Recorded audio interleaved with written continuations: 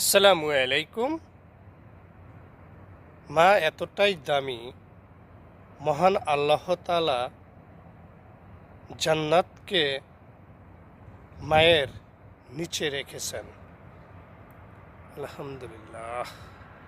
অতএব প্রিয় ভাই, প্রিয় দোস্ত, বুজুর্গ, আসুন জিনাদের বাবা মা বেঁচে আছেন, আলহামদুলিল্লাহ।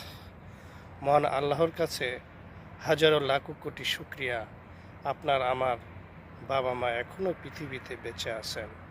মহান আল্লাহ তাআলা আপনার আমার সকলের বাবা মাকে দীর্ঘায়ু হায়াত দান করুন এবং সুস্থতা দান করুন। সবচেয়ে বড় চাকুরি হচ্ছে নামাজ, যার বেতন হলো জান্নাত। মহান আল্লাহ পাক সকলকে সঠিক আমল জেনে